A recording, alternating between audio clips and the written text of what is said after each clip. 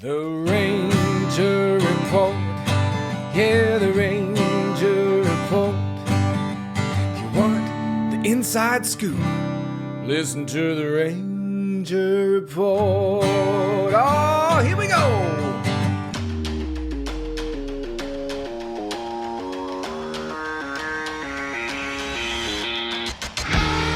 This is the Ranger Report podcast. News, insights, predictions, interviews, and information about the Texas Rangers from the major leagues to the minor leagues. And now, here are your hosts, Ben Dieter and CJ Berryman.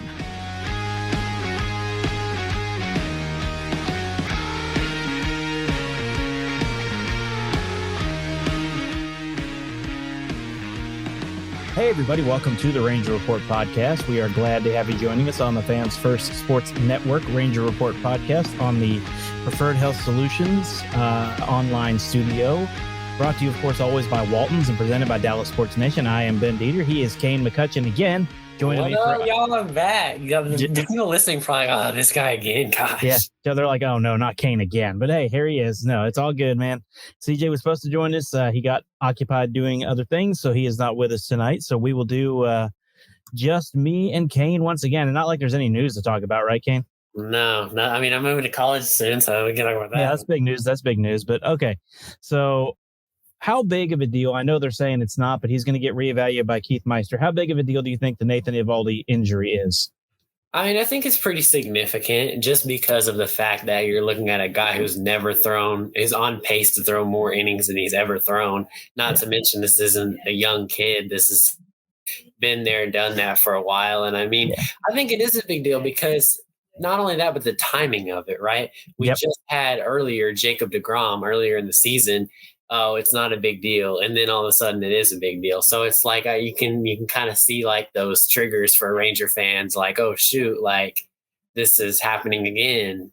But the MRI did come back clean at the first initial MRI. So that's good. No one has seemed that concerned about it that I've seen or talked to. No one really seems that concerned about it. So as of right now, it's that he's going to go on the 15-day IL and pretty much just be right around the 15 days and then come back. So we'll see what happens.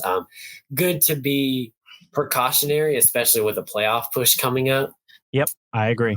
So we'll just have to wait and see what happens. It's again, like early stages where we just don't know. And I said that last night on Spaces with I know a lot of people that are listening to this were probably on that, but It's just like the early stages of these injuries, you just don't know.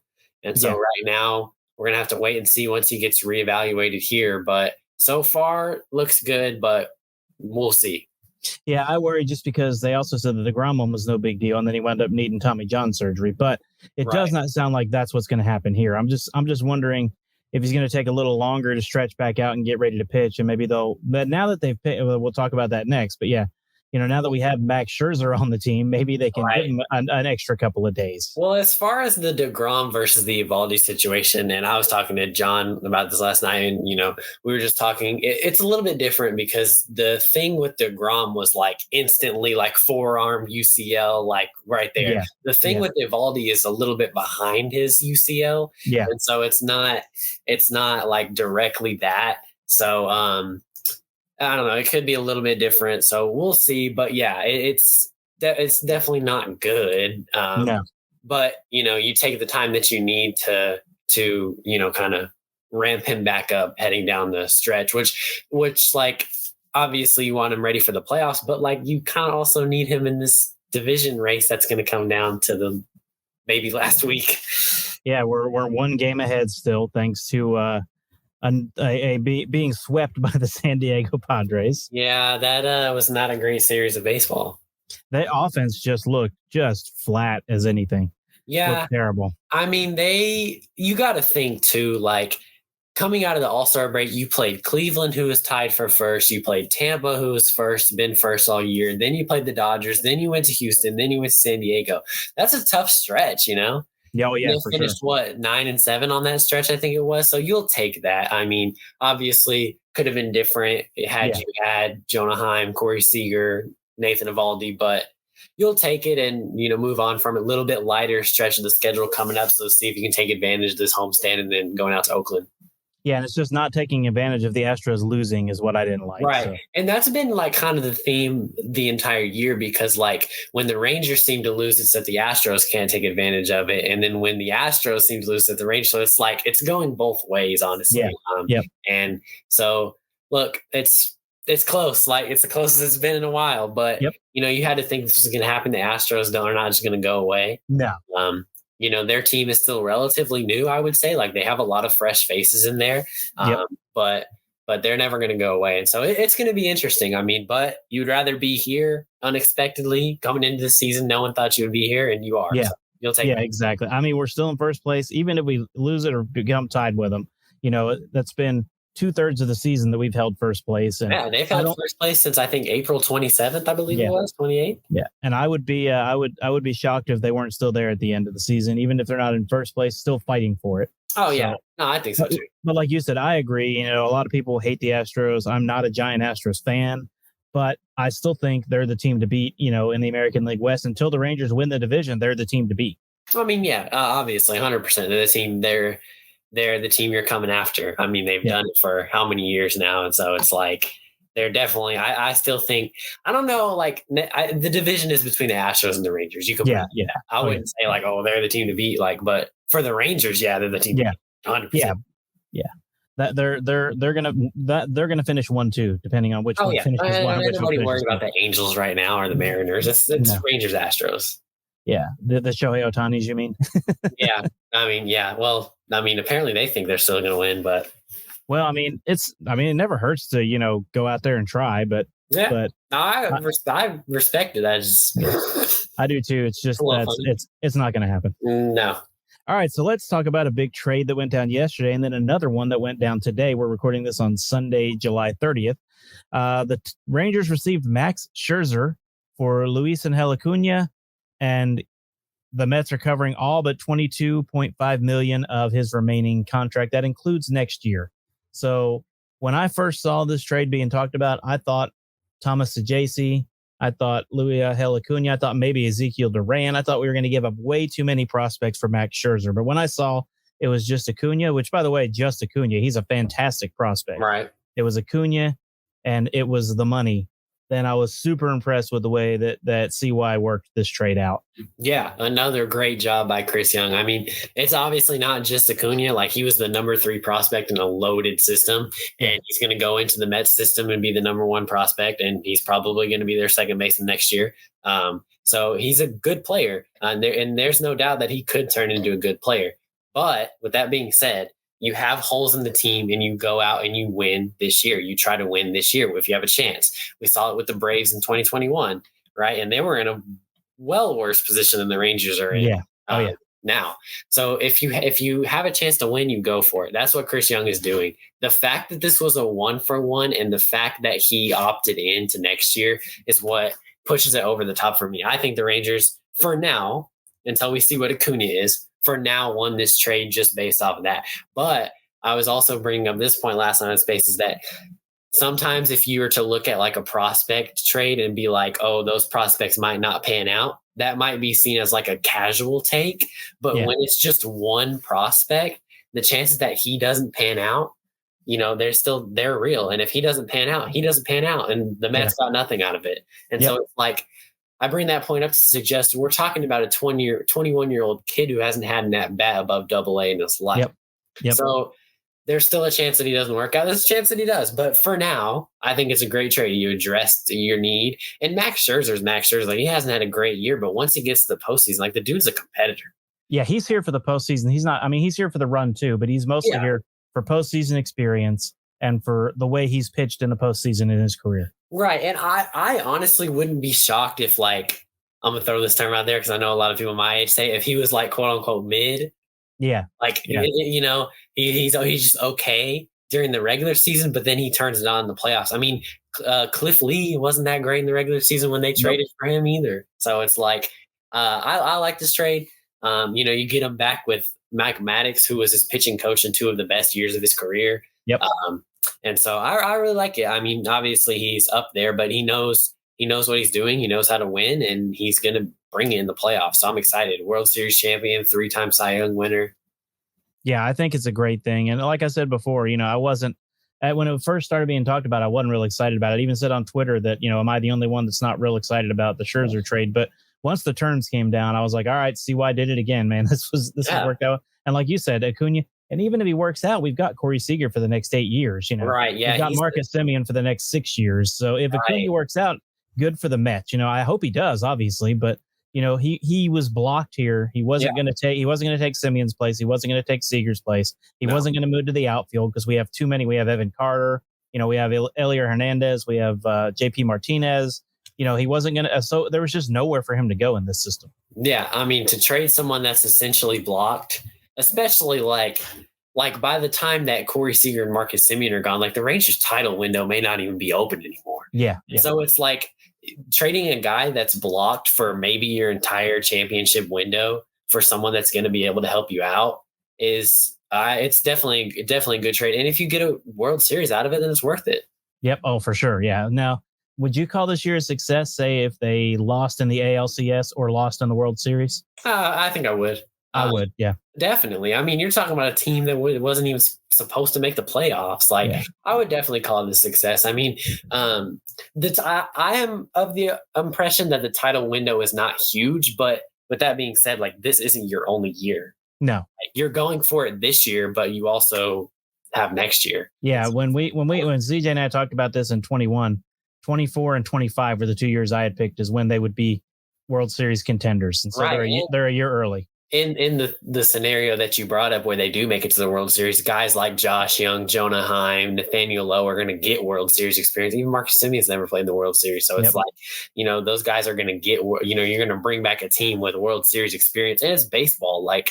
The playoffs are crazy, but that's why it's the best playoffs in all sports. But it is. I mean, who knows what happens when you get there? But is it if they lose? Definitely not. I mean, I think just making it to the ALCS alone is a success. I would agree. That's what I would agree. And I think, if they make it to the World Series and lose, like I said, I wouldn't be disappointed because I did not see them going there this year at all. All right. Get it twisted. I would definitely shed a couple tears and be really I'd be disappointed. I'd be disappointed, but it would still be a success for sure. It'd still be a satisfying season once I sat down and wrote about it and thought about it. And, once we talk about it on here, I would still say it's a successful season. I mean, even at this point, if they just make the playoffs and get knocked out, it's not what we wanted, but I'd still say they were successful this season. Yeah, 100%. I mean, you're looking at a team that they should make the playoffs. I mean, I was looking today and obviously they're not far from, the Astros aren't far from catching them, but the Rangers aren't far from having the best record in the American League. No, not at all. Not at all. And so, here's the deal with me. Like in 2010, when we beat the Yankees, if the Rangers knock the Astros out of the playoffs, then that's my World Series. I think y'all should be satisfied with that. I think people will be satisfied. If the Rangers knock the Astros out, then I'm like, all right, that's it. We won the World Series. Yeah.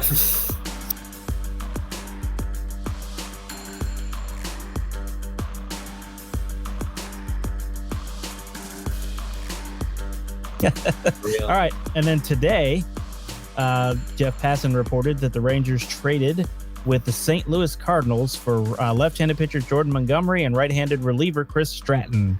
Now, this one we gave up a few people. Thomas Sajasi, we gave up Takoa Roby, TK Roby as he's known as, and left-handed pitcher John King, which I don't think a lot of people are sad to see John King go. Except for me. I'm like the only one because so many people that don't know John King. Oh, he's a fantastic guy. I know John King and I'm like, dang, baseball. Why do you keep taking my friends away? Yeah. I talked about you all, we were texting earlier today that, on this show, we have had Cole Reagans, we've had Taylor Hearn, we've had Mason Englert, all people that have moved on. Of course, I interviewed Englert earlier this year from the ballpark. So right with Detroit. But anyway, this trade, I don't know a lot, but I was looking at their numbers. Montgomery looks pretty good. Stratton looks pretty good. And both of them have pitched for Mike Maddox. So again, another big deal. And Bruce Bochy is really good at using his guys and knowing what he's doing. So I think, again, this is a really good trade. So JC and Roby were good prospects. But like you said, if you win the World Series, man, it's all worth it. Right. I mean, gone are the days where a GM just trades for someone without the consent of a pitching coach or a GM or a manager. Sorry. But like Mike Maddox and Bruce Bochy are in on these deals. I said that last night. I want to say that here too. Like they're in on this. They were in on this deal.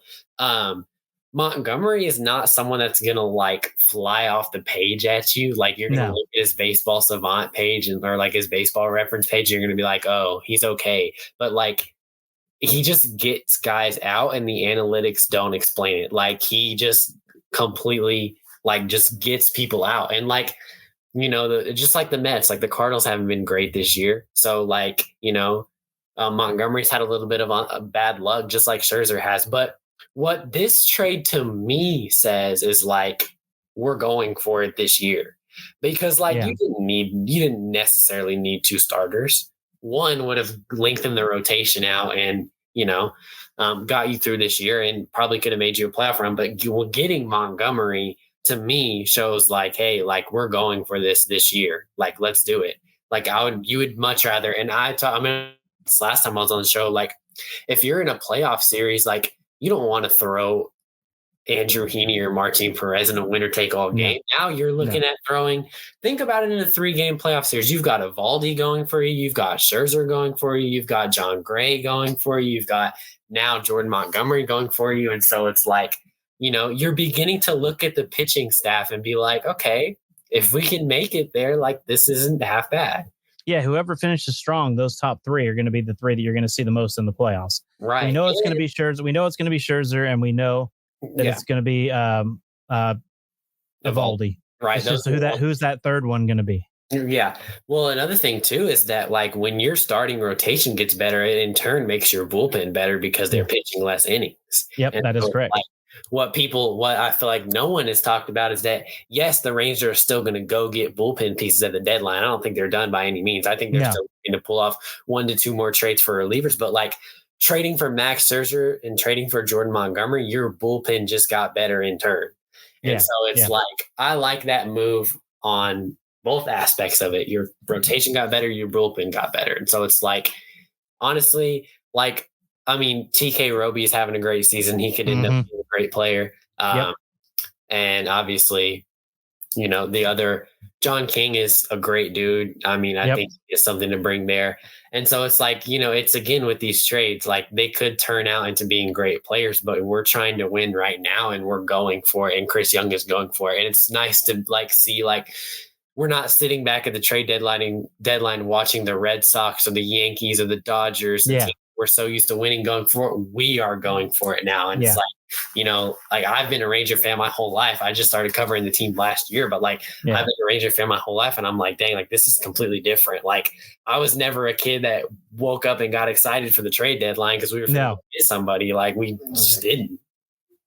Yeah. The trade deadline for us was always who are we going to get rid of? Not who are we going to pick up? Yeah, even covering it last year. Like last year, I'm covering my first trade deadline, and I'm trying to see if Martin Perez and who was the other guy? There's somebody, Matt Moore. Yeah, Matt Moore. We were going to trade them, and it wound up being Matt Bush. Yeah, that hurt. That was my first baseball takes away my friend's experience. That hurt. Yeah, but I've been through a lot of those. It's nice to see them adding for sure. It is. And I think this does build them. This does make them a better team. I agree with you. I don't think they're done. So, so who leaves the rotation? Obviously the Dane Dunning, Martin Perez, and Andrew Heaney are the 3 that 2 of those I think move out. I think Dunning is a clear, easy one, even though he's pitching so well because he started in the bullpen and he was so good at the beginning of the year. Perez has pitched out of the bullpen before. I don't know what you're going to get from Heaney if you move him to the bullpen, to be honest. It's tough. I mean, luckily you have the rest of the season to kind of figure that out. But it's like, what does this move do for someone like Perez? And not to mention, what does this move do for someone like Cody Bradford, who's been really, really good? Yep. And so it's, I would put Dunning there just because he did it in the beginning of the year. Yep. And then honestly, maybe Perez because he's done it before. Yep. And like with Perez, I don't know. Perez is weird. Like Perez and Heaney are weird. Like they will 1 inning, they're terrible. And then they just lock in. Like I was working that day against the Dodgers Sunday, when Perez was terrible in the first inning, gave up the grand slam to Muncy. And then he just locked in Yeah. And he pitched 5 straight scoreless innings to give him 6 innings and a win. So it's like, it's a weird case with those 2. And so you got to kind of see what you got. Luckily with Dunning, you kind of know what you got because he's done it before, and we've seen how Cody Bradford has worked out of the bullpen. Yeah. So I would think that it's going to be Dunning and Heaney. But I mean, I don't know. I don't think they're going to go to a 6-man. But if I was Bruce Bochy, I would go to a 6-man. I might to give those guys rest. I mean, give them extra days of rest. I don't think they will, though. No, I don't. I think Bochy's too traditional. I don't think he'll do it. Yeah, everyone I've talked to is no. Even though I keep bringing, I've brought that idea up the whole season. I just want someone to buy into it, like it's my idea, and all. Yeah, they're just like, nope. I'm like, dang. Yeah, I think I agree with you, and I think that Heaney. I mean, I was there for his very first start as a Ranger when he gave up 7 runs in an inning in the third. And then the next one, he broke Nolan Ryan's consecutive strikeout record. So you're like, which Andrew Heaney are you going to get? And he's had great games and he's had bad games. It's like when he has bad games, he reminds me of Mike Fultonevich, just like no control, no idea what he's doing out there. Like he never pitched before. When he has good games, you're like, man, who is this guy? Where did he come from? Well, he's had experience pitching down the stretch, like in postseason runs. He pitched for the Dodgers, he pitched for the Yankees. So like he's had that experience recently, but like, I don't know. It's tough with him. Yep. It is really tough with him. So, okay. So we talked about the trades, which is good. So the trades, I think the rest of the MLB and media is taking note now. If you've been listening the last few days, which I know you have, that the Rangers are legit contenders now and this is also, I think, going to cause the Astros to try to do something. And I hope that they reach and do something that's not good for their team. Well, yeah, I mean, that's the interesting part is I feel like no one's really talking about that because we know the Rangers and the Astros are like gutting it out. But I have a really good friend that's an Astros fan, so I talk to her a lot, and she's like, "Yeah, we need starting pitching and relievers." And I'm like, "Dang, like we're competing at the trade deadline too. Like, we need the same thing." So it's like, but the Rangers are winning that right now. Big time, yeah. And people, I've seen a lot. Marcus Stroman and Cody Bellinger linked to the Astros, and those two aren't even going to get traded. So it's the Cubs are buying, and so it's like there goes them. And so Justin, they're competing with the Dodgers for if he's going to go, and so it's like the starting pitching market is already thin. Before the Max Scherzer trade, it was thin, and so the Rangers looked at that and went for it. I mean, you got to give credit to CY with what he's doing right now. I mean, I know he keep doing it, and he's being aggressive, like it could totally backfire on the Rangers may not win a World Series. And then we're like, dang, but he's aggressive now trying to win. So you got to love it. I mean, and people are taking notice of it. Like people are at the ballpark. Like I'm pulling up to work and there's people outside waiting to get in before I even get there. I'm like, because people care. Like there's people outside. Texas Live is packed after every game. Like people care. People are taking note of it. And, as you should be though, you should be into it. People are coming. And so you got to give the front office credit for the complete switch that we've seen. Yeah, I totally agree with you. And I didn't call what John Daniels did back in 2007, 8, and 9 a failure because it's got the Rangers to a World Series. They didn't win, but I still didn't call it a failure. If we have a window of 3 to 5 years where we compete, go deep in the playoffs, win the division, I'll call this a success, but I guess I called that one a successful disappointment because they were great. It was the best Rangers baseball I'd ever watched. I think this team might be better than that team, which is why I think this team might win a World Series. Yeah. I mean, I think they definitely have the potential to. You've got the pieces, like even in the bullpen, you've got your 8th and 9th locked down. If you can get somebody for your 7th, like at the deadline, shoot. Yeah. You got some pieces and you still got your farm system pretty much intact. Yep. So far you haven't given that much away. You get a lot of help this year. Right. Evan Carter's still here. Sebastian Walcott is still here. Your pitching prospects that may or may not pan out, but they're all still here. And so it's like, sure, the Rangers title window may not be huge, but they've still got some exciting young players coming. I think Sebastian Walcott is going to be the shortstop after Corey Seager. Yeah. Oh yeah. And for all we know, they could extend it if enough of these young guys work out. Right. Yeah. 100%. Your team's not super young. Like Garcia is obviously not young and Jonah Heim is not young, but if Chris Young, who knows? Because this is Chris Young's 2nd year as GM. So who knows what kind of if he's going to stay as this aggressive GM or no, this is his 2nd year. When did he take over 21, right? Yeah. So No, he took over last year. Oh, he did too? Okay. Yeah, Daniels was fired last year. Oh yeah, true. But he was in the organization for 21. Okay. Yes, he was. Yeah. Point being is that like he may be one of those guys that just doesn't like rebuilding, because there's owners and GMs out there that just don't like rebuilds and they're just constantly aggressive. So we'll see if he's one of those guys. But it's like, where this team is at, they're playing competitive baseball. Like, you gotta love it as a Ranger fan.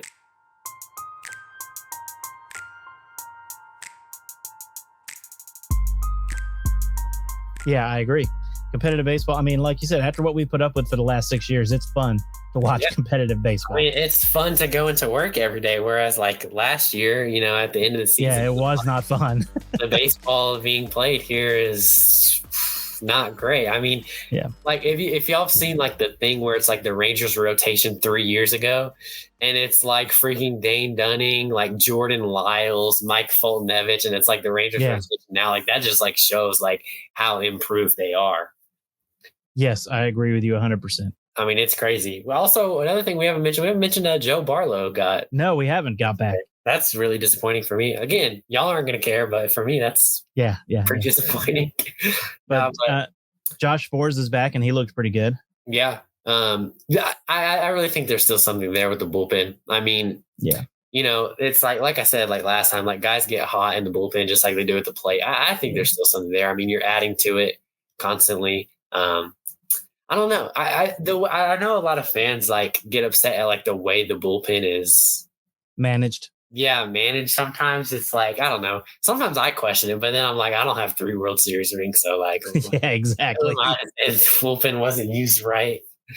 What did you hear? Did you hear the winner of what to tweet last week? I did not. Yeah, they said that the tweet basically said it's time to start questioning everything that Bochy does. Oh, I saw that tweet on Twitter. Yeah, yes, that was funny. That was the winner last time. Yeah, we'll start questioning. Everything. I mean, I understand. I mean, it's okay to question some stuff that he does. I mean, I remember in the 2011 World Series that La Russa made some suspect bullpen calls during the World Series that caused the Rangers to win one of those games. So, it happens. Even some of the best managers, it happens to them. The reason I hate questioning the way things are managed is because like, if it works out, he's a genius. But if it doesn't, then it's a terrible decision. It's like, I mean, you were just going to call him a genius for that same decision if it had worked out. So like, why are we, it's like, exactly. It's like predicting wins in baseball. It's like,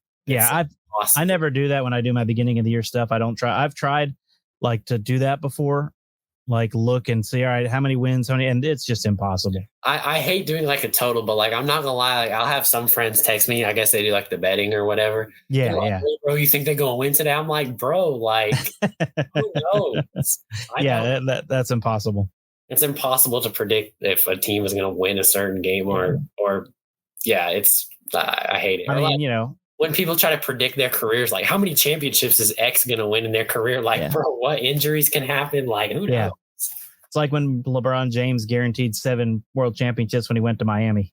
Yeah, or like if y'all know basketball, y'all know like Jaylen Brown, Celtics star, said he's going to win like 7 rings by age 25. It's like, Yeah, that's always good stuff. Yeah, I mean, it's good to have confidence, but maybe tone it back a little. Right, and I mean, the Rangers can have some confidence right now. For sure, yeah. How they're gonna, it's like I just can't reiterate. Like, it's fun to go to work and like see y'all there and like are super loud. It's like, dang. And even the 3 games we just watched, other than the first one, they were competitive in the other 2. I mean, it's not like they're getting murdered, every game. They're going out there and still competing. The Padres are heating up too, though. That's the thing. Yeah, they are. Yeah, like the Padres have been playing well. It's like whatever narrative is like on a team for the majority of the season. That's just like the narrative that people want to keep on in the whole season. Like the Padres sucked at the beginning, so they sucked the whole year. Like no, like they're playing good baseball right now. They have a super team. Like they're just not.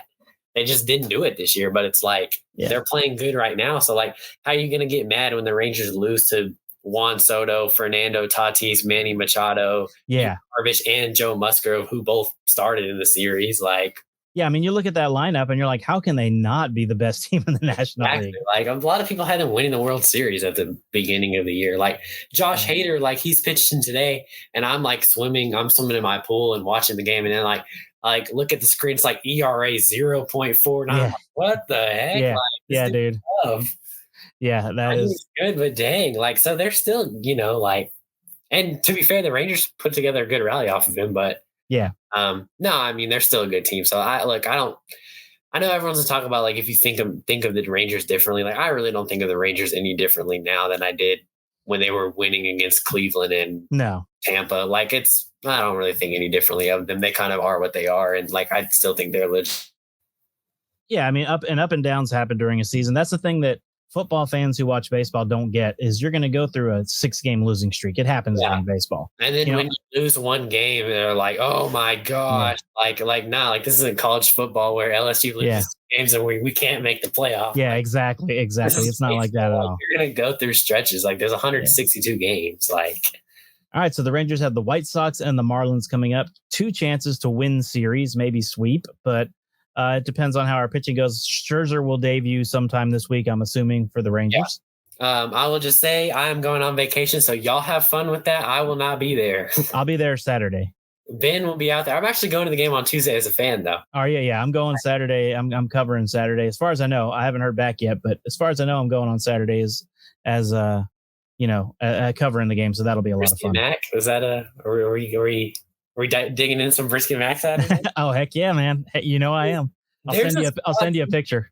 I don't know if fans are allowed out there, but I always go out there. There's like a spot, like kind of in left field. There's like this patio at Globe Life Field, and I always I get cold really easily, so I always take my lunch or dinner out there, and I sit on this outdoor. They have really nice outdoor furniture, and I just sit there and I just go crazy. So if fans are allowed out there, I don't know. I don't ever see anyone out there, so I don't think y'all are. But Ben, if you feel like walking away, that outdoor patio in left field is nice. I like to get out and walk during the middle innings at some point and just kind of walk around the ballpark. Yeah, I do.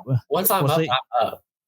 No, I get down and walk around. Well, a couple times I've had friends who were at the game, so I went down and hung out with them for a little bit and then went back up. But it depends on my mood, too. Like, if it's a close game, I'll stay in the press box. But if they're being blown out or they're blowing someone out, I might go wander around for a little bit. Of course, I get there so early. I guess I could do it before the game. I know, yeah. I'm not going to lie. Ranger fans, I love y'all. But the other day, there was a couple people. This is a crazy story. I don't think I've told this yet. But so I just finished eating. I don't always like to eat with like, shout out to the people for feeding us, but sometimes I want some ballpark food. So like Brisket Mac, so I'll go get it from the concession stands. But I'm coming back to the elevator, and I didn't hear because I had my headphones in, so I didn't hear what these people said, but I heard what Fred. If you ride the elevator, Fred and Chuck. I know Fred. Yeah, I know Fred and Chuck.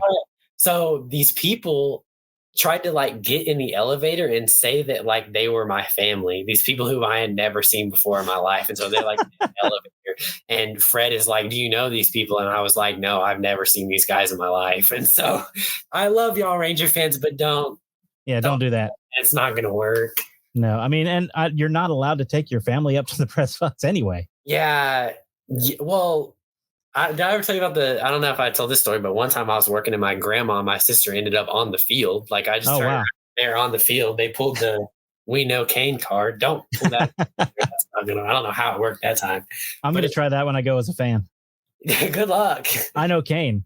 Yeah, I don't know. Good luck. I don't know if it'll work, but yeah, love y'all, but sometimes y'all look crazy. No, I think enough people recognize me now that I'm okay. Oh, yeah. I've been there enough times. And I have something that people remember. The beard, there you go. Yeah, people remember that thing. So I mean, yeah, it's like you like see the same people, and it gets kind of like depressing when you like have a game that lasts super long, and then like the elevator operator is like, "See you tomorrow." It's an afternoon game, and I'm like, "Gosh, I wish." All right. Well, I did not draw any what the tweets. I forgot to do it this week, so I guess we'll skip it this week. We don't have any good ones, but I might do a poll on Twitter where we vote on it when I release the episode. That's a good one. Yeah, maybe I'll do that and have people vote on it. I like the tweets where like people blame me for the stuff. Oh like, yeah, those are always good. Yeah, Brad Miller in the line. Boy, I didn't put Brad Miller in the lineup. Yeah. I had a lady one time that was part of my Facebook page for the Ranger Report, and she literally would send me questions like, I think she literally thought I worked for the Rangers or I was the Rangers. She would be like, why are y'all wearing these uniforms today? Change them. And I'm like, I'm a blog. At that point, didn't have press access. Like, dude, I'm a blogger, man. I can't. I got nothing to do with that. So many people think like, so many people think that we as like media members can like do stuff that is just not even possible. Yeah. Oh yeah. And I come up there like, no, you can't. No, that will not happen ever. Yeah. Listen, I just work. Anytime someone asks me a question, I just say, I don't know. I just work here. Yeah. I always say, I just grunt and walk off. Yeah. Like what time do the gates open? I don't know. When they unlock them and let people in. Yeah. I don't know. All right. Well, that's all we got for tonight, guys. Thank you for listening. Kane, thanks for joining me again. Yep. Thanks for having me again. Last one before I go to college, probably. That's right, man. That's right. Hey, good New luck. location next time if y'all are watching. Enjoy DBU. Go Pats. Thanks for listening to the Ranger Report podcast. Find us on Twitter, Facebook, and at therangerreport.com.